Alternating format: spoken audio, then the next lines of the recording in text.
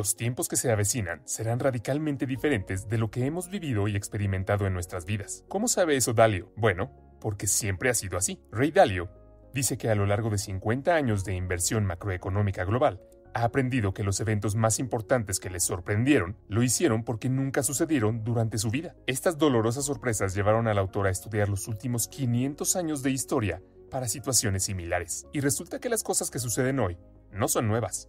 De hecho, han sucedido muchas veces antes, con los altibajos de los imperios holandés, británico y estadounidense. Y cada vez que lo hicieron, fue una señal de cambio en el orden mundial. Dalio dice, en 1971, cuando yo era un joven empleado de la Bolsa de Valores de Nueva York, Estados Unidos se quedó sin dinero y dejó de pagar sus deudas. Sí, así es. Estados Unidos se quedó sin dinero. ¿Cómo? Bueno, en ese entonces, el oro era el dinero que se usaba en las transacciones entre países. El papel moneda, como el dólar, era como cheques en una chequera. No tenía otro valor que el que podía cambiarse por oro, que era el dinero real. En ese momento, Estados Unidos gastaba mucho más dinero del que ganaba emitiendo muchos más cheques de papel moneda que el oro que tenía en el banco para cambiarlos. A medida que la gente entregaba estos cheques al banco a cambio de dinero en oro, la cantidad de oro en los Estados Unidos comenzó a disminuir. Pronto se hizo evidente que Estados Unidos no podía cumplir sus promesas por todo el papel moneda existente, por lo que las personas que tenían dólares se apresuraron a cambiarlos antes de que se acabara el oro. Reconociendo que Estados Unidos se iba a quedar sin dinero real, el domingo 15 de agosto por la noche, el presidente Nixon apareció en la televisión para decirle al mundo que Estados Unidos estaba rompiendo su promesa de permitir que la gente cambiara sus dólares por oro. Por supuesto, él no lo dijo de esa manera. Lo dijo de manera más diplomática, sin dejar en claro que Estados Unidos estaba incumpliendo. Nixon suspendió la convertibilidad de dólares en oro temporalmente. Han pasado 31 años desde aquel anuncio de suspensión temporal, y la suspensión sigue activa. Dalio dice, esperaba que el mercado de valores se desplomara al día siguiente, así que llegué temprano a la bolsa para prepararme. Sin embargo, cuando sonó la campana de apertura, el mercado estaba arriba, muy arriba, y siguió subiendo casi un 25%. Eso me sorprendió porque nunca antes había experimentado una devaluación de la moneda. Cuando indagué en la historia, descubrí que sucedió exactamente lo mismo en 1933, y tuvo exactamente el mismo efecto. En 1933, los dólares de papel también estaban vinculados al oro, y de la misma manera, Estados Unidos gastaba más cheques de papel moneda que oro para cambiarlos, y el presidente Roosevelt anunció por radio que rompería la promesa del país de cambiar dólares por oro. En ambos casos, romper el vínculo con el oro permitió a Estados Unidos seguir gastando más de lo que ganaba, simplemente imprimiendo más dólares que papel. Como hubo un aumento en la cantidad de dólares sin un aumento en la riqueza del país, el valor de cada dólar cayó. A medida que estos nuevos dólares ingresaron al mercado sin un aumento correspondiente en la productividad, se destinaron a comprar muchas acciones, oro y productos básicos, y provocaron que sus precios subieran. Dalio dice, cuando comencé a estudiar más historia, vi que sucedió exactamente lo mismo muchas veces antes. Vi que desde el principio de los tiempos, cuando los gobiernos gastaban mucho más de lo que recaudaban en impuestos y las condiciones empeoraban, se quedaban sin dinero y necesitaban más, así que imprimían más, mucho más, lo que hizo que su valor cayera e hizo que subieran los precios de todo, incluidas las acciones, el oro y las materias primas. Fue entonces cuando aprendí por primera vez el principio de que cuando los bancos centrales imprimen mucho dinero para aliviar una crisis, el valor de las acciones, el oro y las materias primas aumenta y el valor del papel moneda cae. Esta impresión de dinero también es lo que sucedió en 2008 para aliviar la crisis de la deuda impulsada por las hipotecas y en 2020 para aliviar la crisis económica provocada por la pandemia, y es casi seguro que sucederá en el futuro. Permítanme repetir, ciertamente sucederá en el futuro. Así que te sugiero que tengas este principio en mente. Otro principio que debes tener en cuenta es este. Para comprender lo que se te avecina, necesitas entender lo que sucedió antes que tú. Este principio ayudó a Dalio a estudiar cómo la burbuja de los años 20 se convirtió en la depresión de los años 30, lo que le permitió anticipar y sacar provecho de la burbuja de 2008. Todas estas experiencias instaron al autor a mirar al pasado en busca de situaciones similares para aprender a manejar bien el futuro. Dalio dice que hubo 3 grandes cosas que no habían sucedido en su vida, que lo impulsaron a hacer este estudio. 1. Los países no tenían suficiente dinero para pagar sus deudas, incluso después de reducir las tasas de interés a 0. por lo que sus bancos centrales comenzaron a imprimir mucho dinero. 2. Surgen grandes conflictos internos debido a las crecientes brechas en la riqueza y los valores. Esto se manifestó en el populismo político y la polarización entre la izquierda, que quiere redistribuir la riqueza, y la derecha, que quiere defender a los que tienen la riqueza. Y 3. El creciente conflicto externo entre una gran potencia en ascenso y la gran potencia líder, como está sucediendo ahora con China y los Estados Unidos. Así que miró hacia atrás. Vio que todos estos tres habían sucedido antes muchas veces y casi siempre condujo a cambios en el orden doméstico y el orden mundial. La última vez que esto sucedió fue entre 1930 y 1945. ¿Qué es exactamente un orden?, te podrías preguntar. Es un sistema de gobierno para las personas que se relacionan entre sí. Hay órdenes internos para gobernar dentro de los países, generalmente establecidos en las constituciones, y hay un orden mundial para gobernar entre países, típicamente establecido en tratados. Los órdenes internos cambian en momentos diferentes a los órdenes mundiales. Los órdenes internos, o entre países, suelen cambiar después de las guerras. Las guerras civiles dentro de los países y las guerras internacionales entre países. Estas suceden cuando las nuevas fuerzas revolucionarias derrotan a los viejos órdenes débiles. Por ejemplo, el orden interno de los Estados Unidos se estableció en la Constitución de 1789, después de la Revolución Americana, y sigue funcionando incluso después de la Guerra Civil estadounidense. Rusia se deshizo de su viejo orden y estableció uno nuevo con la Revolución Rusa en 1917, que terminó en 1991, con una revolución relativamente sin derrame de sangre. China comenzó su orden interno actual en 1949, cuando el Partido Comunista Chino ganó la Guerra Civil. ¿Entiendes la idea? El orden mundial actual, comúnmente llamado Orden Mundial Estadounidense, se formó después de la victoria de los aliados en la Segunda Guerra Mundial, cuando Estados Unidos emergió como la potencia mundial dominante. Se estableció en acuerdos y tratados sobre cómo funciona la gobernanza global y los sistemas monetarios. En 1944, el nuevo sistema monetario mundial se estableció en el acuerdo de Bretton Woods y estableció el dólar como la principal moneda de reserva del mundo. Una moneda de reserva es una moneda comúnmente aceptada en todo el mundo, y tener una es un factor clave para que un país se convierta en el imperio más rico y poderoso. Con un nuevo poder dominante comienza un nuevo orden mundial. Estos cambios tienen lugar en un ciclo atemporal y universal que yo llamo el Gran Ciclo. Dalio estudió los 10 imperios más poderosos durante los últimos 500 años y las últimas 3 monedas de reserva, el auge y la decadencia del imperio holandés y su moneda llamada florín, el imperio británico y la libra, el imperio de Estados Unidos y el dólar, la decadencia y el auge del imperio chino y sus monedas, así como el auge y el declive de los imperios español, alemán, francés, indio, japonés, ruso y otomano. El ascenso y la caída de todos estos imperios sucedió de manera bastante similar. Veamos ahora la secuencia típica de eventos que suceden dentro de un país o un imperio que produce estos ascensos y descensos. En pocas palabras, el gran ciclo generalmente comienza después de un gran conflicto, a menudo una guerra que establece la nueva potencia líder y el nuevo orden mundial. Debido a que nadie quiere desafiar este poder, generalmente sigue un periodo de paz y prosperidad a medida que las personas se acostumbran a esta paz y prosperidad y apuestan cada vez más a que continúe. Piden dinero prestado para hacer eso, lo que eventualmente conduce a una burbuja financiera. La participación del imperio en el comercio crece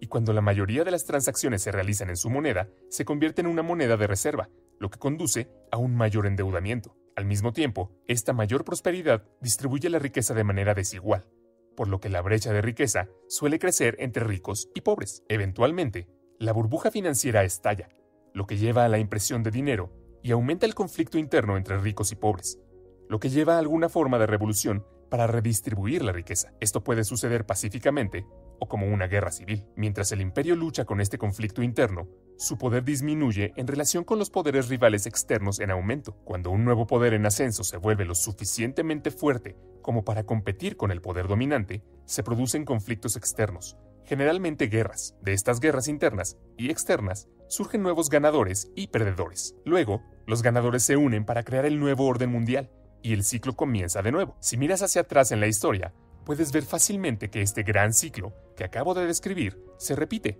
e incluso se remonta al Imperio Romano. Al igual que los imperios, los humanos también pasan por ciclos como nacimiento, madurez, debilidad y muerte inevitable. Los ciclos de vida humanos no son exactamente iguales.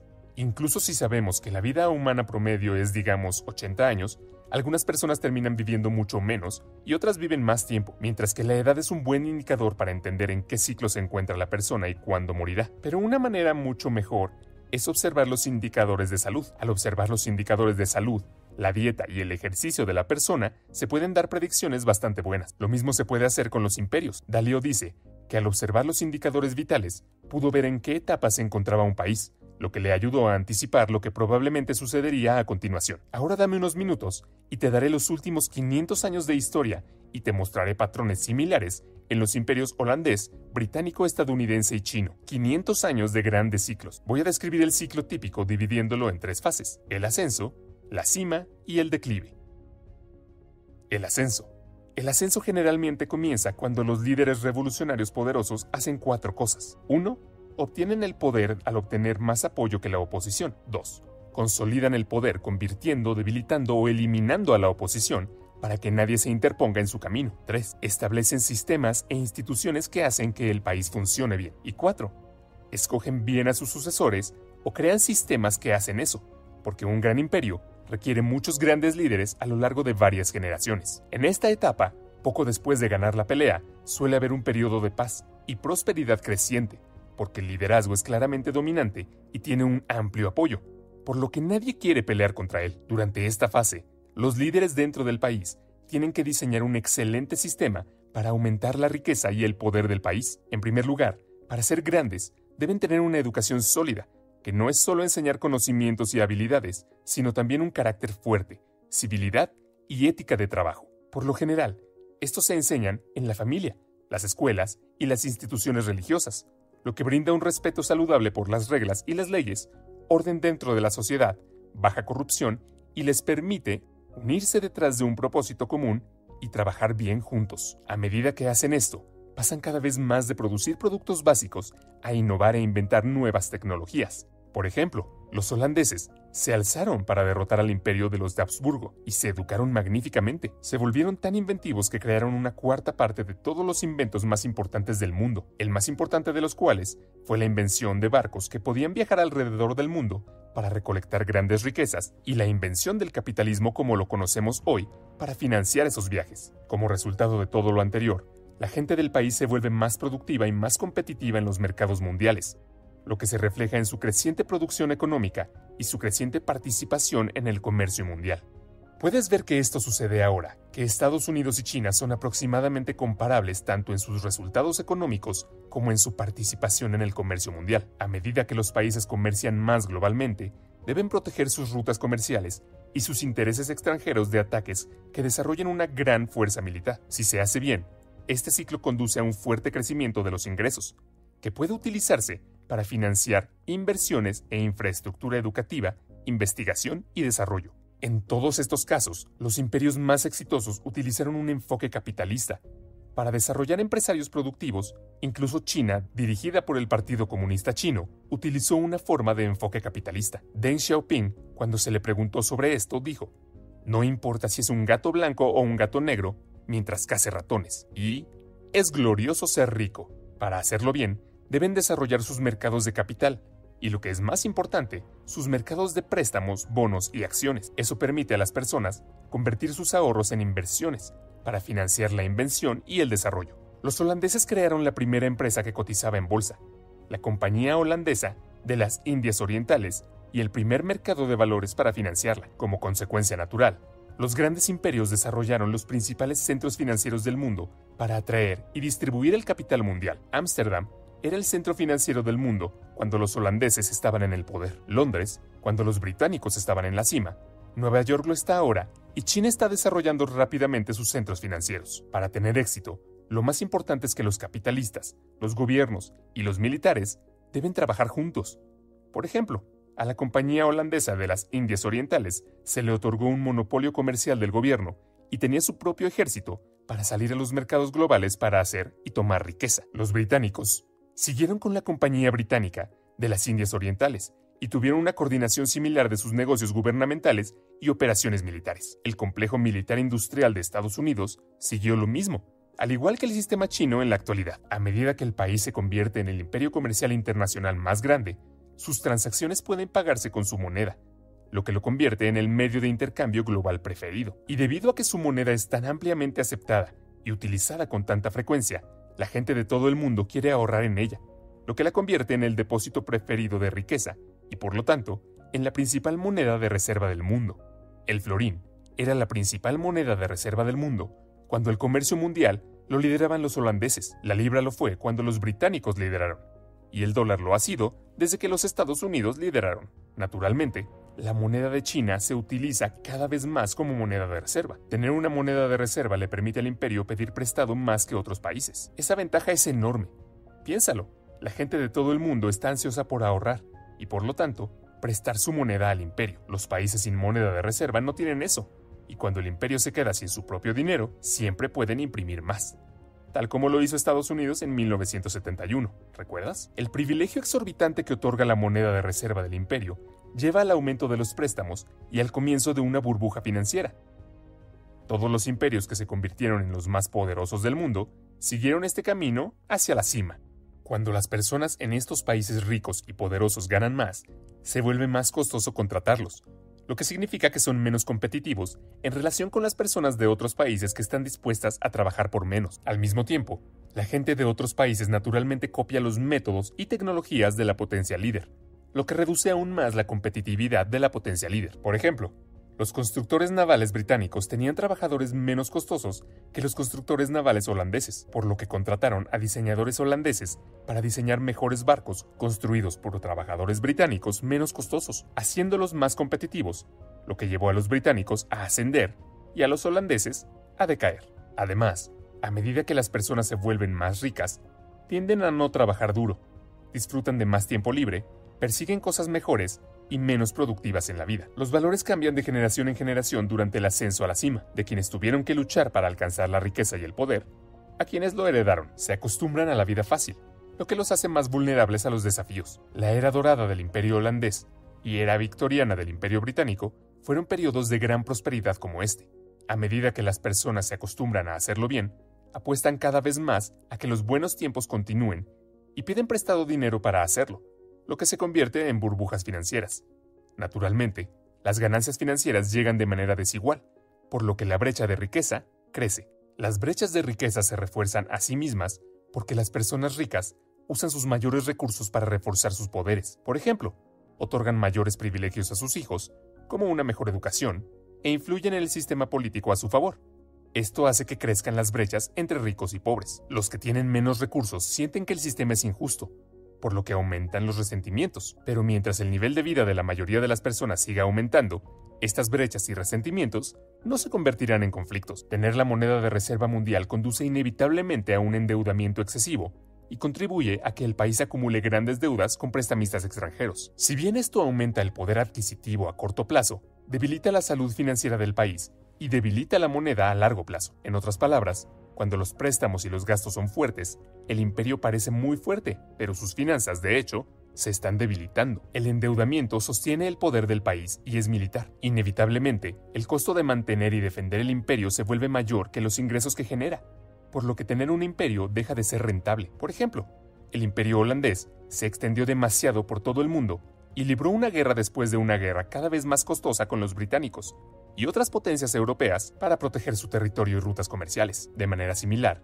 el imperio británico se volvió masivamente burocrático y perdió sus ventajas competitivas. Estados Unidos ha gastado alrededor de $8 billones en guerras fuera de sus fronteras y sus consecuencias desde el 11 de septiembre de 2001, y billones más para otras operaciones militares y para apoyar bases militares en 70 países, y todavía no está gastando lo suficiente para apoyar su competencia militar con China en el área alrededor de China.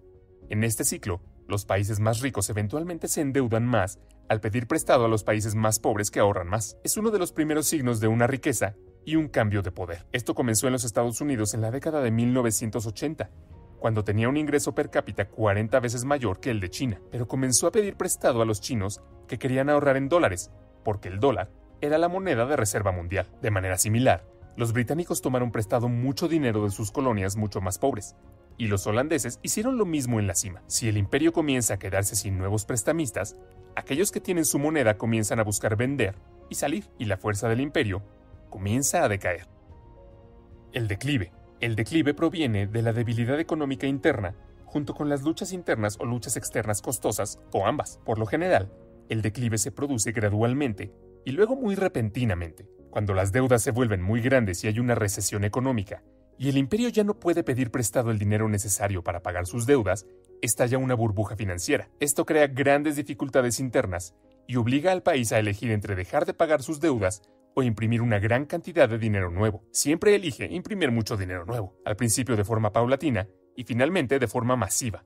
Eso devalúa la moneda y eleva la inflación. Para los holandeses, esta fue la crisis financiera provocada por el exceso de gasto y el pago de la Cuarta Guerra Anglo-Holandesa. Del mismo modo, para los británicos, estaba pagando su exceso de gasto y sus deudas de las dos guerras mundiales. Y para Estados Unidos, han sido 3 ciclos de auges y caídas del financiamiento de la deuda de los años 90, con el Banco Central interviniendo cada vez con medidas más fuertes. Cuando el gobierno tiene problemas para financiarse a sí mismo, cuando hay malas condiciones económicas y el nivel de vida de la mayoría de la gente está en declive y hay grandes riquezas y brechas políticas, conflicto interno entre ricos y pobres, y aumentan considerablemente las diferencias étnicas, religiosas y raciales, esto conduce al extremismo político que se manifiesta como populismo de izquierda o de derecha. Los de izquierda buscan redistribuir la riqueza, mientras que los de derecha buscan mantener la riqueza en manos de los ricos. Por lo general, durante esos momentos, los impuestos sobre los ricos aumentan y cuando los ricos teman que les quiten su riqueza y bienestar,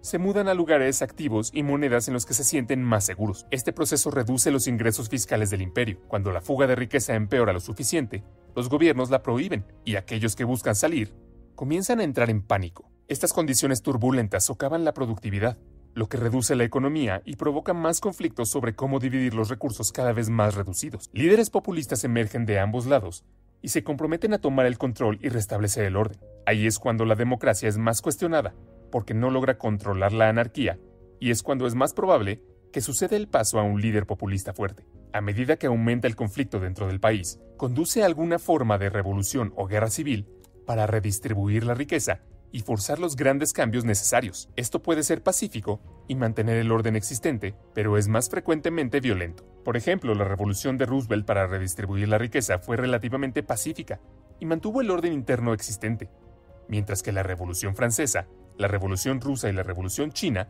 fueron mucho más violentas y dieron lugar a nuevos órdenes internos. Este conflicto interno debilita al imperio y lo hace vulnerable a los crecientes rivales externos que ven esta debilidad interna y se sienten tentados a desafiar al imperio. Esto aumenta el riesgo de un gran conflicto internacional, especialmente si el rival ha construido un ejército comparable. Defenderse a uno mismo y al propio imperio contra los rivales requiere un gran gasto militar que el imperio no puede permitirse, principalmente porque las condiciones económicas internas se están deteriorando dentro del imperio. Dado que no existe un sistema viable para la adjudicación pacífica de disputas internacionales, estos conflictos generalmente se resuelven a través de pruebas de poder. A medida que se presentan desafíos más grandes y audaces, el imperio líder se enfrenta a la difícil elección de luchar o retirarse. Pelear y perder es el peor resultado, pero retirarse también es malo, porque indica que el imperio es débil para aquellos países que están considerando de qué lado estar. Las malas condiciones económicas provocan más luchas por la riqueza y el poder,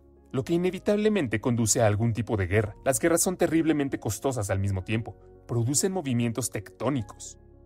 Cuando los que tienen la moneda de reserva y la deuda del imperio en declive pierden la fe y las venden, eso marca el final de su gran ciclo. Aproximadamente 750 monedas existieron desde 1700. Menos del 20% de ellas sigue existiendo, y todas se han devaluado. Para los holandeses, esto sucedió después de su derrota en la Cuarta Guerra Anglo-Holandesa, cuando no pudieron pagar las enormes deudas que acumularon durante la misma. Esto condujo a una corrida en el Banco de Ámsterdam y una liquidación desesperada, lo que obligó a la impresión masiva de dinero, lo que devaluó la moneda y provocó el fin del imperio. Para los británicos, esto sucedió después de la Segunda Guerra Mundial, cuando a pesar de su victoria, no pudieron pagar las deudas masivas que tomaron prestadas para financiar su esfuerzo bélico. Esto condujo a una serie de impresión de dinero y debilitó la libra esterlina. Estados Unidos y el dólar se hicieron dominantes y crearon un nuevo orden mundial. En este momento, Estados Unidos aún no ha llegado a este punto.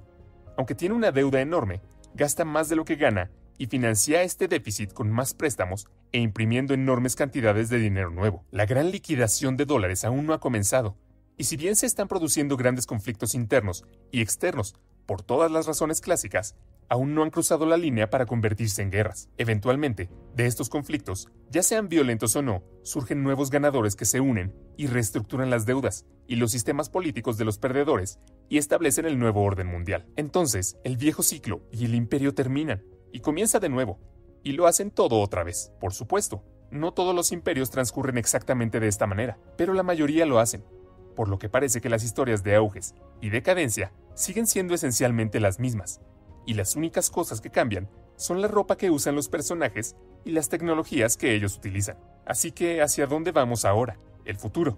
La decadencia de la mayoría de los imperios es inevitable. Revertir un declive es difícil, porque requiere deshacer mucho de lo que ya se ha hecho. Pero es posible. Al observar los indicadores de salud del imperio, es bastante fácil ver en qué etapa del gran ciclo se encuentra un imperio, qué tan en forma está y si su condición está mejorando o empeorando, lo que los puede ayudar a estimar cuántos años le quedan. Aún así, estas estimaciones no son precisas, y el ciclo puede extenderse si los encargados prestan atención a sus signos vitales y los mejoran. Por ejemplo, sabiendo que una persona tiene 60 años, qué tan en forma está, si fuma o no, y algunos otros signos vitales básicos, se puede estimar la longevidad de la persona. También podemos hacer eso con los imperios y sus signos vitales.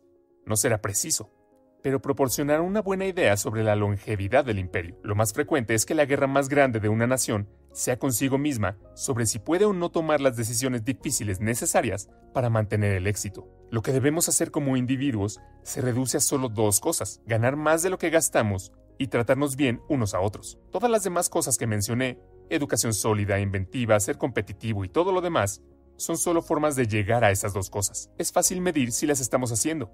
Así que, como las personas que quieren ponerse en forma, entremos en el programa y mejoremos nuestros signos vitales. Hagámoslo individual y colectivamente.